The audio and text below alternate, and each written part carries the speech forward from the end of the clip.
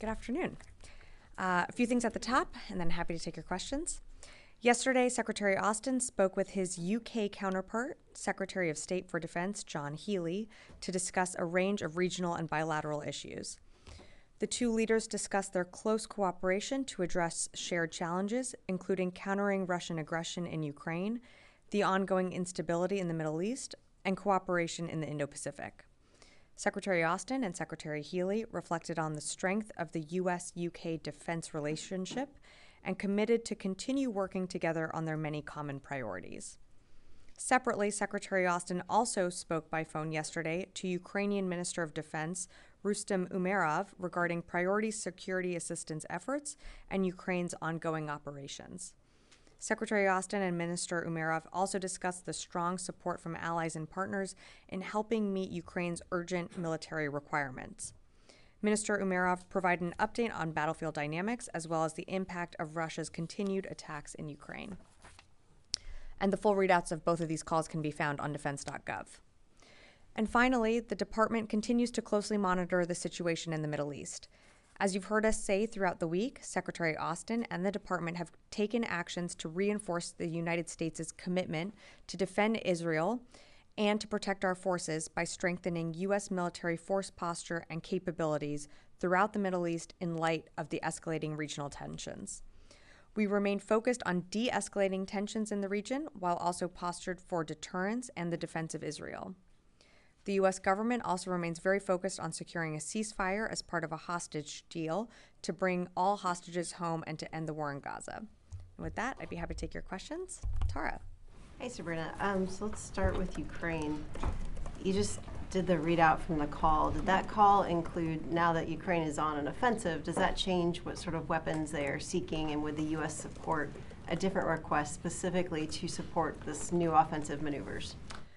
Thanks, Tara, for the question. So in terms of weapons that we're providing Ukraine, in the immediate, it doesn't impact what we're providing them, but you've seen us change the types of weapons and systems that we've given over the course of time. And certainly since the war began back in February and our first security assistance package rolled out, the types of artillery, the types of equipment that they were getting, you've seen that change and evolve over time to where they have sophisticated long-range capabilities, along with, we're training their pilots on F-16s. So you've seen us modify and give different capabilities over time, and we reserve that right to continue to do that. So has anything changed from the U.S. decision on supporting Ukraine? If it continues to push in further, will there be any sort of limitations on what Ukraine can or cannot do with the systems that the U.S. has provided? So won't get into engaging in the hypothetical, but what I can tell you is that we're in touch with our Ukrainian counterparts. As I mentioned at the top, the Secretary had a call with his counterpart yesterday. We're always assessing what they need on the battlefield to be successful. And we believe the capabilities that we continue to provide them you're seeing those successes come to fruition as they continue to fight along the east and sort of the northern southern part in that eastern area in Ukraine. So we're committed to providing more presidential drawdown packages. I think the most recent one was as of last week. We're going to continue to do that. If there is a change in capabilities or anything that we're providing them, we always read that out in our PDA packages. So we'll keep you updated on that. Okay, just one last one. Any indications that Russia is sending in reinforcements to Kursk? So we have seen some Russian units be redirected from operations in Ukraine towards the Kursk area. These are just early reports, so I can't really say with certainty the numbers or their objectives, but we have seen some movement there. Natasha. Thanks, Sabrina. So that was kind of my question. I'll phrase it in kind of a different way, though. So does the DoD have any assessment of how Ukraine's operation in Kursk may have changed the battlefield dynamics inside Ukraine in terms of Russia shifting resources over the last 10 days? Has that impacted their ability to advance, Ukraine's ability to defend, given they've also, devoted a lot of troops to the Kursk operation? So right now, what I would say is it's still too early to tell. And we are, the Secretary had a call with Minister Umerov yesterday. throughout the department, we are engaging with the Ukrainians, trying to get a better understanding of their objectives. So I don't have more for you right now. It's something that we're continuing to engage on, going to continue to monitor, but I'm just going to have to leave it at that right now. Does the Secretary support the operation, given that he spoke to Umarov and now, probably has a better understanding of what they're trying to achieve? Well, what I can tell you is that we're still trying to learn more about it. We're still trying to learn more about what their objectives are. So I'm not going to get further into what they discussed on the call or our support. What I can tell you is where we are supportive, and that is Ukraine continuing to defend itself. And that's why you've seen us provide packages at the rate that we do and at the consistency that we do. And that commitment hasn't changed. And the president has been clear that we're going to stand with Ukraine for as long as it takes. So I think we'll just leave it at that. Yes, over here. Yeah. Thank you so very much. I have two questions, one on Iran, one on Afghanistan. Let's start with Iran. Ayatollah Khamenei, the supreme leader of Iran, yesterday said that non-tactical retreat in any field, including the military, leads to God's wrath. How does the Pentagon interpret that? Does it suggest Iran is still considering a retaliatory attack on Israel, or it includes that Khamenei, the supreme leader of Iran, is backing down? Yeah, I'm not going to speculate on comments that the supreme leader makes. What I can tell you is what we're doing in the region is that you've seen from some of our announcements that the Secretary has made is that we are moving additional capabilities into the region so that regional tensions can calm, and so that we're bolstering our security presence should we need to defend Israel if Iran were to attack. We don't want to see that happen, which is why we've been very clear, and you've heard Secretary Blinken speak to this as well, and Secretary Austin, when they were on their trip in the Indo-Pacific together just a few weeks ago, that we've been very clear with Iran directly, publicly, and privately, that we do not want to see this broaden out into a wider regional war. If Iran retaliates against Israel, how does the Pentagon assess the threats from the proxies in the region in Syria, Iraq, Lebanon, and Yemen? And what strategies are in place to counter these groups if they join forces with Iran in any sort of coordinated attack against Israel? So appreciate the question, but as you know, I'm just not going to engage in a hypothetical on if, what, and when could happen. What I can tell you is what we're doing, and that is exactly what I said earlier, is that we've increased and enhanced our regional presence so that to send a message of deterrence, to send a message that we don't want to see this widen out to a regional war. And when it comes to attacks on our forces, you've always seen us take measures we need in order to respond. And if there were to be any attacks on our forces, whether it be in Iraq and in Syria, we always reserve that right to respond at a time and place of our choosing. But I'll just leave it at that. Dan. So on Ukraine and the situation in Kursk, could you just maybe clarify a little bit about what's happening on the battlefield and how to interpret it? You were indicating that Russian forces have had to be diverted from areas in Ukraine, from Donbass, to help defend Kursk. Is that correct? So what I would tell you on the actual battlefield, and as you know this, is we usually let the Ukrainians speak to what's happening on the battlefield. So I would let them really speak to their objectives and what they're looking to accomplish in Kursk. We too are trying to learn more about their objectives and goals. In terms of what I said about Russia, again, these are early reports, but we are seeing some movement of Russian units being directed towards that region. But in terms of numbers or what their objectives are, I don't have that for you right now. Is there an indication, though, that Russian supply lines and communication lines have been damaged or strained because of the operation in Kursk, that they're having trouble supplying their troops in Donbass, for example? So I don't have that assessment right now. So I wouldn't be able to speculate on that. Lucas. Sabrina, this spring you sent reinforcements to the Middle East, but that did not deter Iran from carrying out a major attack on Israel on April 13th. Why should this time be any different? Well, Lucas, thanks for the question. I actually think you should take a step back and realize what we did accomplish on April 13th. Yes, Iran did attack Israel in an unprecedented manner, but I'll remind you that on that day, we shot out of the sky 90% of what they threw at Israel. And that was an incredibly intricate operation with the Israeli military, and our partners and allies in the region. So while you can focus on the fact that Iran did launch that attack, I think it's incredibly important to remember what U.S. forces did that day and the fact that we will stand with Israel again and have said that very publicly and privately. So why, getting to your question of, what's to stop Iran doing it again? Well, Lucas, we demonstrated our air power on that day in quite a professional manner.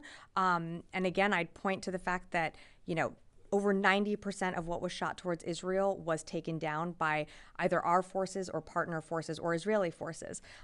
So if I were Iran, I'd be thinking about that. And as you've seen, we've removing the aid to the region. We've accelerated her movement into Central Command, and I'll just leave it at that.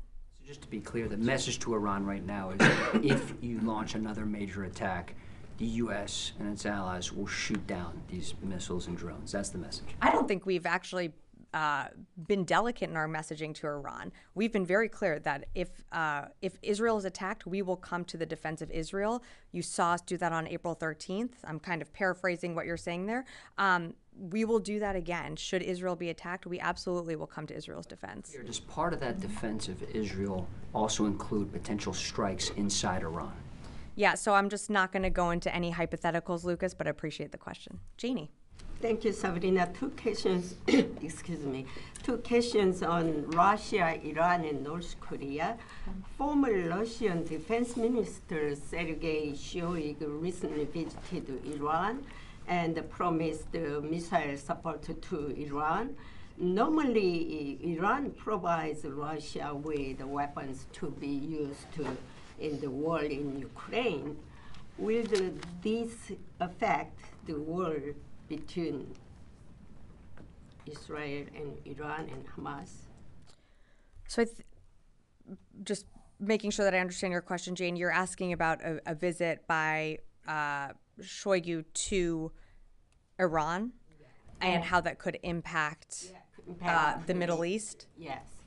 So I can't speculate on that visit. I would say that I think separately, we've seen a deepening cooperation and relationship between Russia and Iran as Russia continues to engage in its unlawful war in Ukraine. So, we've seen that deepening partnership. We've seen Russia continue to seek weapons out from Iran. While I can't speculate on what this visit entails, we've seen these visits of leaders happen over the course of the last 2 years. In terms of how this plays, into the Middle East, look, Iran has a choice. I think we've been very clear on our messaging when it comes to the defense of Israel. We are going to stand in the defense of Israel just as we did, on April 13th. But I'm just not going to speculate out onto anything else. But North Korea is providing weapons to Hamas. And do you think Israel will be threatened if the arms trade between Iran and North Korea continues? Well, look, I think Hamas certainly has a network of being able to be financed by Iran. I mean, these are, Iran proxy groups engaging in acts that we saw happen on October 7th. Israel has a right to continue to go after Hamas, and that's what they're doing in Gaza. I haven't seen some of these reports that you've referenced, so I'm just going to leave it at that. Lilith, nice to see you back in the briefing room. I wanted to ask you one question about Bangladesh. Has the Pentagon ever sought access to the one Bangladeshi island called San Martin Island in Bay of Bengal to have some military footprint over there? I have to refer you to Indo-PACOM and Central Command more on that. I just don't have more for you on that. And secondly, during this visit of India's Defense Minister Rajnath Singh next week, what were the main topics or issues which the Defense Secretary Austin was to raise with the Indians? Yeah, so thanks for bringing that up. Of course, we're looking forward to a visit, but I just don't have more for you right now. I'm not going to get ahead of the Secretary or any meetings that he's doing. As always, we will have a readout of his meeting, but I just don't have more to provide on the front end, but we will on the back end, as we always do. And the next 6 months of this administration, what are the things that Secretary wants to accomplish on the India-U.S. defense front? You know, I think there's many things that the secretary has laid out at the beginning of his tenure that include always, following the NDS. That is our North Star. So our relationships with the Indo-Pacific, meeting our pacing challenge with the PRC, that, of course, is in cooperation with our partner, India. And the secretary is coming off of his 11th visit to the Indo-Pacific. We've hosted, his Indian counterpart here at the State Department, at the White House as well. So the relationship with India remains one of great importance. It's one of great importance to the Indo-Pacific as well. And, as you mentioned, there's a visit coming up, and when we have more to share on that, we certainly will. Thank you. Yeah. Yeah, let's stop. Yeah. Thank you. So, I have a couple on Ukraine. So Sure. Ukraine is asking for permission to use Western weapons for longer range strikes inside Russia to build momentum during its Kursk operation. Is this something that the United States is considering? So I don't have anything more to provide on long-range deep strike capabilities. We have given them, capabilities and sort of worked with the Ukrainians on setting those parameters, but those haven't changed. Why is this still considered to be escalatory, given that there has been no major response from the Russians to the incursion of Ukrainians into their territory? I mean, it seems like that every red line that Russia draws, Ukrainian military is erasing now. We can have a very long conversation about this. I will tell you that the weapons that we are providing them, and not just, you have to remember, this is not just the United States. This is a coalition of countries coming together through the UDCG, providing weapons and capabilities and support to Ukraine. We believe the best way that they can be effective on the battlefield is by knitting those capabilities together and continuing to push forces back to regain their sovereign territory. That doesn't necessarily happen by doing long-range deep strikes within Russia. And of course, we're worried about escalation. So just because Russia hasn't responded to something doesn't mean that they can't or won't in the future. And that's something that the administration is always weighing. But you have to remember that what Ukraine has been able to do with some of the whether it's from us or other countries, they've been very successful in being able to take back their sovereign territory, and they still continue to do it. This is not something that's going to end in a day, although it could if Putin decided to withdraw his troops from Russia. But certainly Ukraine, it's going to take time. It's taking training. And what I will tell you is what you know, is that our commitment is with Ukraine for the long haul. I'll just leave it at that. Yes. Thank you so much for the opportunity. Couple weeks back, White House Middle East advisor-led delegation visited Saudi Arabia along with Pentagon and State Department officials. Held talks there, and just last week we have seen that U.S. lifted ban on Saudi Arabia from offensive air to ground mutations. So question is this part of ongoing Saudi Arabia, U.S. and Israel trilateral deal in the context of Saudi Arabia and Israel normalization? Yeah, so we put out a statement on that from the State Department or from the White House. I would refer you them to speak more to that. That has to do with FMS sales, so I just would refer you to them. And secondly, Saudi Crown Prince just suggests some Congress people that he is at the risk of being assassinated because of normalization talks with Israel. So he's armed forces chief in Saudi Arabia.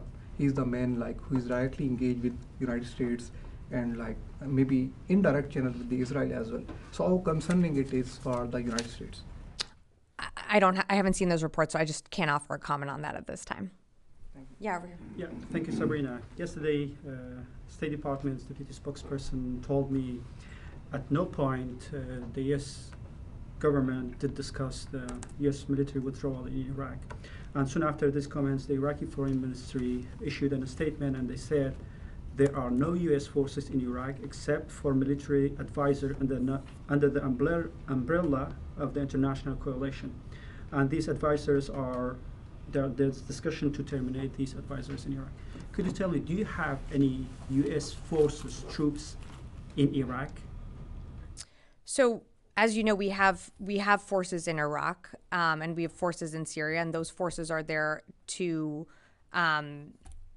or they're committed there to ensure the defeat of ISIS, and we work with the Iraqi security forces to do that. You know that. You've asked me about it before, so I'm not sure where the disconnect is here. If you're asking about the higher military commission, those talks continue and are ongoing, and they are continuing, and you've seen us do readouts of every time those talks happen here or whether it's in Iraq, but I don't have an update on where those stand right now. The thing is that the Iraqi government says that there is no U.S. forces there advisor. What's the difference between the U.S. troops forces in Iraq and the advisors? So I haven't seen those comments, so I'm not going to directly comment on that. But as you know, because we've talked about this before, we do have forces in Iraq that actually have been attacked before, which you've also asked me about. And so their mission there is to ensure the defeat of ISIS. And we work with the Iraqi security forces to do just that. So while you're referencing someone's comments, I just haven't seen them, so I just don't have more to share on that. Charlie. Thank you, Sabrina. With the Abe Lincoln headed to the vicinity at haste, as has been repeated, it still won't be there for a number of days, so it'll be irrelevant if Iran or Hezbollah were to strike. Is the plan, the strategy to have two carrier strike groups in the vicinity at the same time and maybe have an overlap of the Roosevelt? So I'm not going to speak to timelines or how long one carrier will remain in the region and the other will depart right now. What I can tell you is, the secretary directed the Lincoln to accelerate towards the Central Command area of responsibility. And while I'm not going to engage in hypotheticals, we believe that we are postured in a way that should we need to come to the defense of Israel, even if the Lincoln is not there, we would be able to do so with the carrier that we have there, which is the TR, and other destroyers that we've moved closer to Israel should we need to come to their defense. But it still doesn't answer the question why. Why speed up? What's the rush? Look, I mean, as you know, the TR, when the TR was initially moved into the Central Command area of responsibility, she was eventually going to leave. We were going to have another carrier come in and backfill. We accelerated the Abe's movement to the region because we know tensions are high right now, and we want to see them de-escalate. These are all defensive moves. They do send a message of de-escalation. They send a message of power as well, that we will come to the defense of Israel should we need to. And that's why you've seen, it's not just the carrier. You've seen us move also a squadron of F-22s there as well. You've seen us move destroyers closer to Israel. This is all done to send a message of deterrence. And I'll leave it at that. Give us an update on the USS Georgia. The latest update that I have is that she's not in the Central Command area of responsibility right now. Not yet. Yes. Thank you, madam. Two questions, please. One, unrest in Bangladesh still continues. As far as U.S. military is concerned, have they ever, if Bangladeshi military have ever asked any help from the U.S. military in those arrests, or before or now? Not to my knowledge. We have not received a request for assistance, but also that I can't speak for State Department, so I'd refer you to the state to speak more to that. And second, madam, today is India's 77th Independence Day. And yesterday, India shown to the world military might on the streets of Delhi, and including Defense Minister Mr. Rajnath Singh, that like Lalit said, is coming this week in Washington, was also there. My question is, as far as U.S.-India military-to-military relations are concerned, this will be his first visit in Washington at the Pentagon after a long, long time, and now third term of Prime Minister Modi. And this will be visit first time after Prime Minister Modi visited Moscow, military-to-military relation between India and Russia.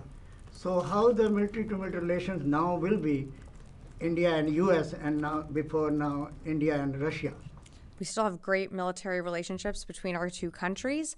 The secretary, visited India on one of his trips to the Indo-Pacific, as I told Lalit earlier. But, India is an important partner when it comes to the Indo-Pacific. And much of the NDS that continues to guide this department is focused on the Indo-Pacific and our pacing challenge of China. And India has shown to be a great partner in that. So our mil-to-mil relationship is strong. Ahead of a visit, I'm not gonna get ahead of that. We will always have a readout, but I'm not gonna get ahead of the secretary. Thank you, Madam. Yes. Or No, go ahead. I want to ask Charlie's question a little bit differently and I was broaden it out. definitely pointing to this gentleman over here in the blue blazer. Noah, we'll come back to you. Go ahead. Yeah. Sorry, Noah, I'll come back to you. Sorry, I just Yeah. mistook. Also on deterrence Uh-huh. forces, so same topic. Has the force posture changed for those forces that have been moved in the region in light of the ceasefire negotiations ongoing? And just broader, does the administration see the Doha negotiation as an opportunity to avoid a broader conflict in the region?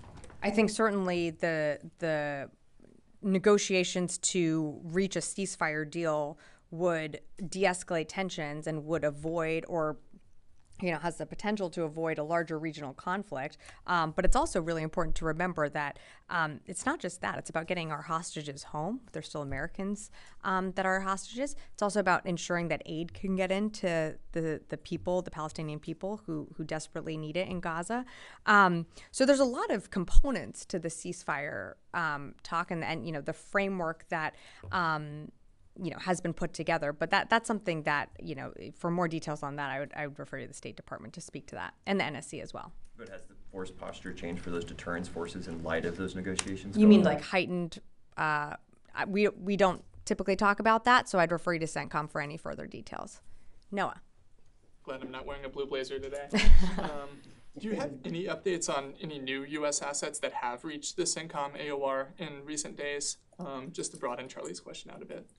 I think I think CENTCOM put out a statement when the F-22s had come in, but beyond that, not to my knowledge. Mm-hmm. And then to follow up on the Ukraine's objectives note that you said we're still looking for a bit, is there a reason that Minister Umerov wasn't able to offer further clarity on that? I'm just wondering why there needs to be more exploration after the call.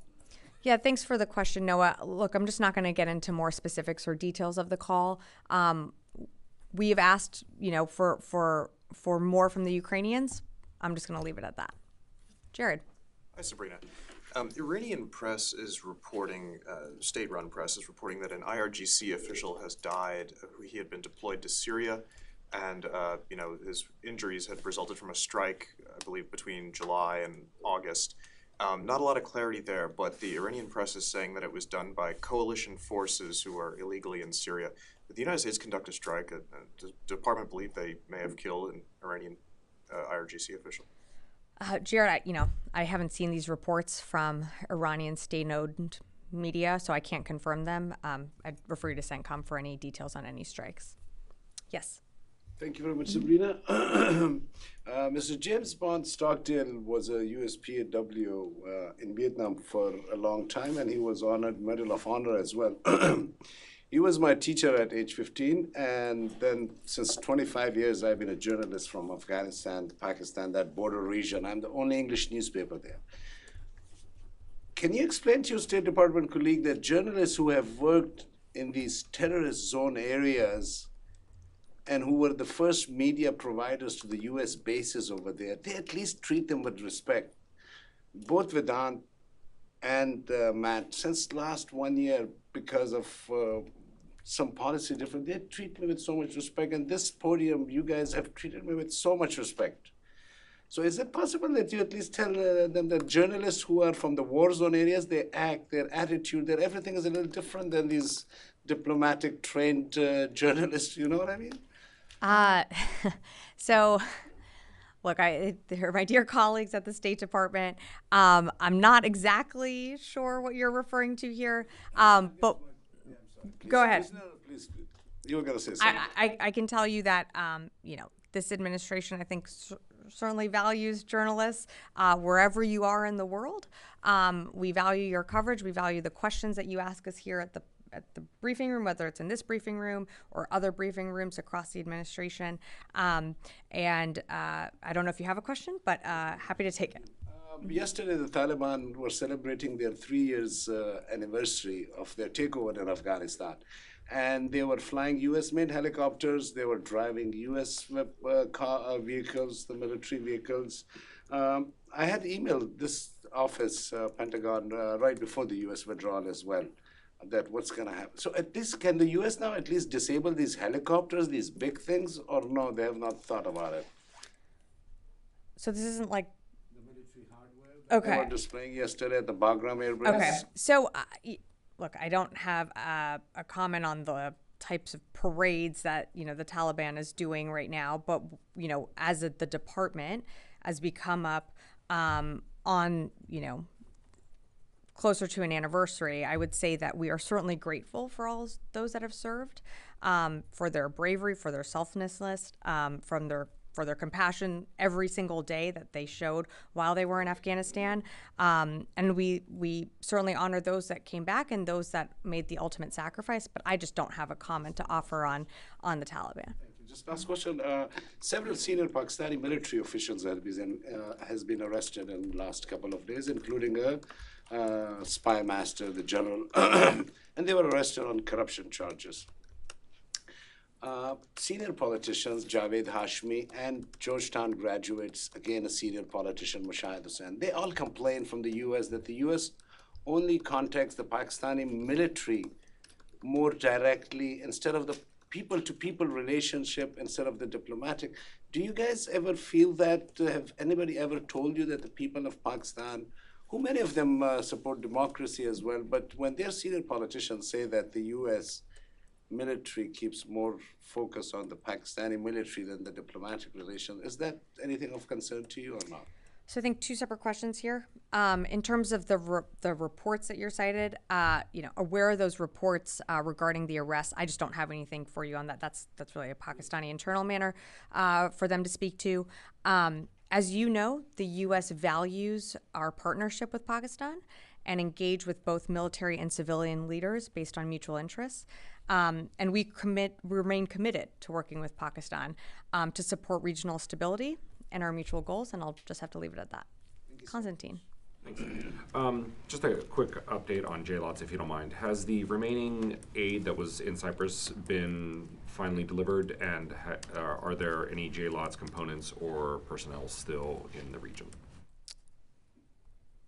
Hang on, I have an update. Give me a sec.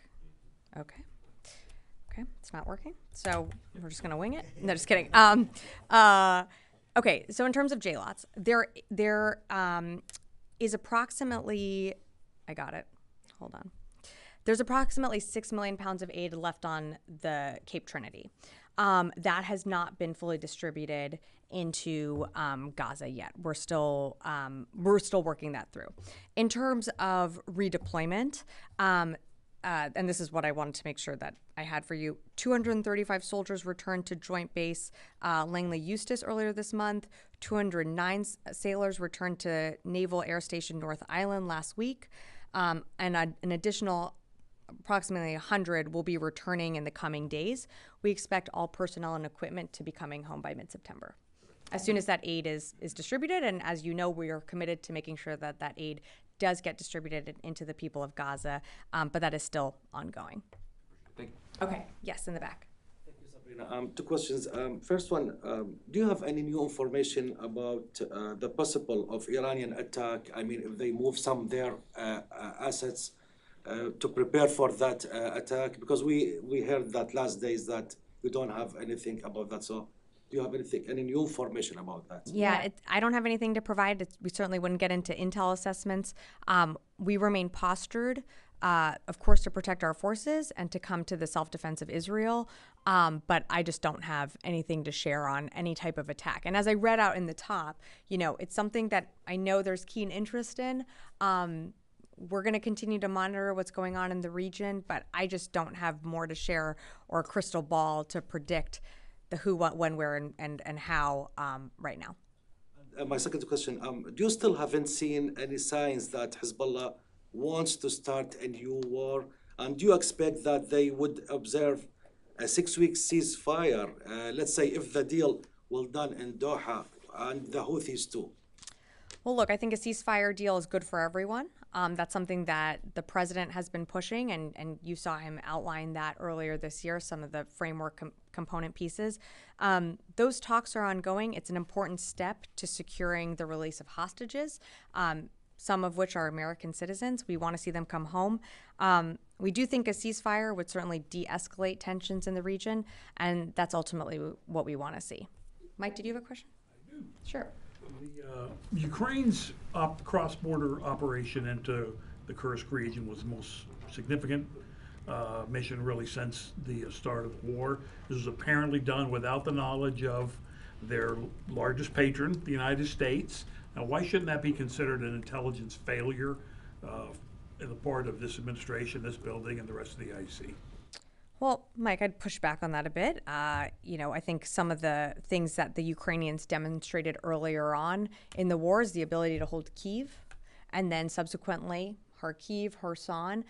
They were able to hold major cities that I think back then you were here in this briefing room as well, and speculating on what the Ukrainians would and wouldn't be able to hold. In terms of, is this an intelligence failure? No.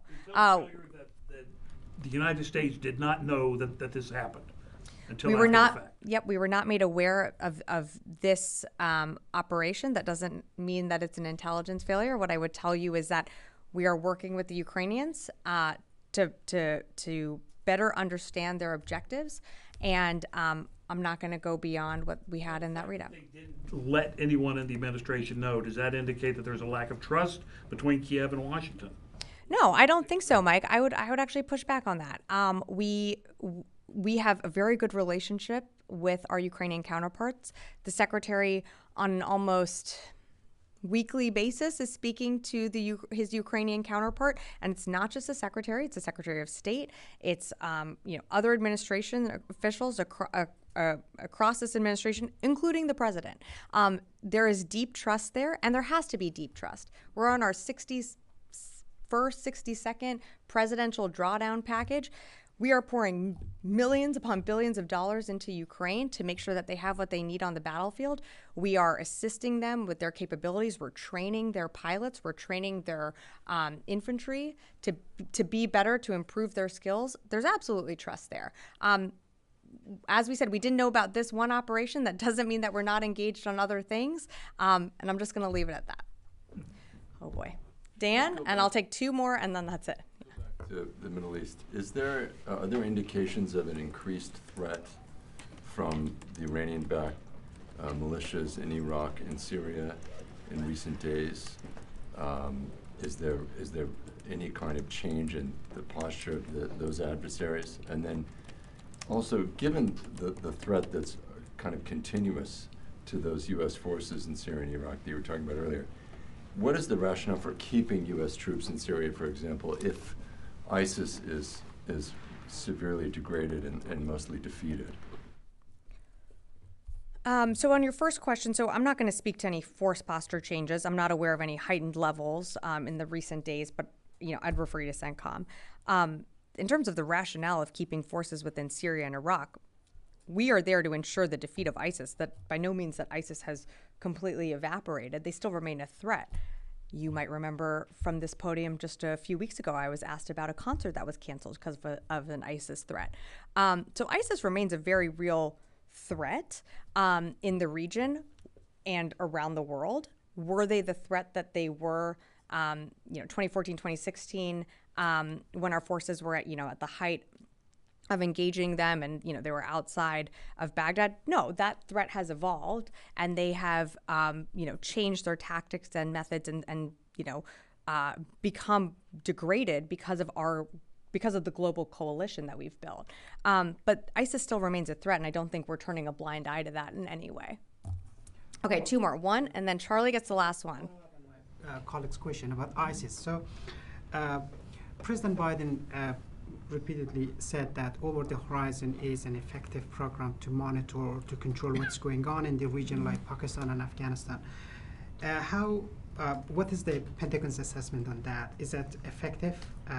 How does it work? And also, does the United States still control Afghanistan's airspace? Because the Taliban's defense ministry said a couple of days ago that we, the Taliban, don't have any control on our airspace in Afghanistan. And they claim that some drones are flying over different cities of Afghanistan, like Kandahar, Jalalabad, and some other areas.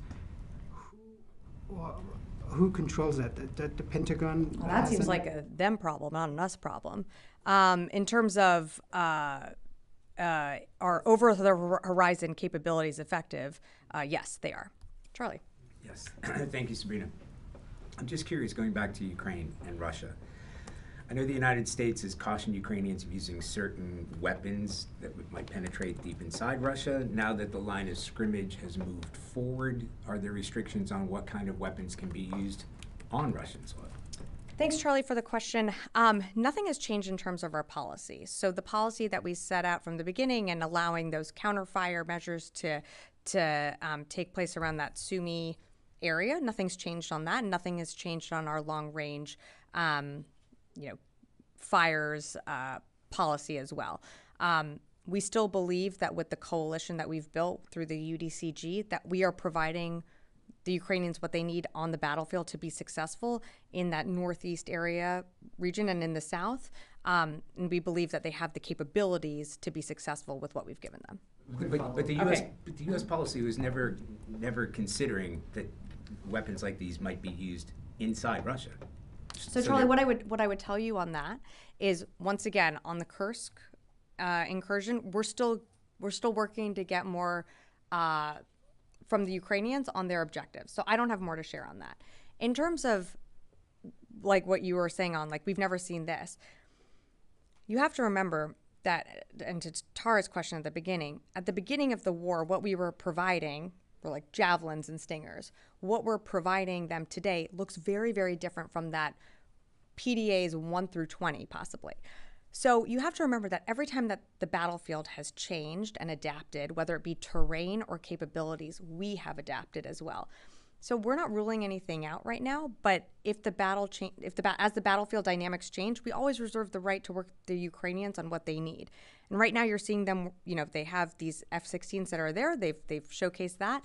That was a capability that was not something that they needed at the very beginning of the war. But now they need that. So I'm going to leave it at that. I will take one more question and then we're wrapping. Sabrina, in the past 3 years, U.S. forces have pulled out of Afghanistan. The Taliban's taken over. Putin launched a major invasion of Ukraine. Iran carried out a major attack on Israel. There was the October 7th massacre. U.S. Navy has been engaged for months in a war again in Yemen against the Houthis. U.S. forces have pulled out of bases in Africa. Has the Pentagon lost the ability to deter? No, I would actually say quite the opposite. You mentioned many examples there, but what I would tell you is the United States is not in a long, protracted war. What you're seeing the United States do, whether it be in the Red Sea and the BAM, we're protecting commercial shipping. What you're seeing us do in the Eastern Mediterranean and the Central Command area of responsibility is we're protecting our forces and we're coming to the self-defense of Israel. So happy to have a longer conversation about this, but our goal right there, I think you have to separate defeat versus what our intentions are. And our intentions are to allow commercial shipping, to allow let me just take this one, Lucas, and finish this up.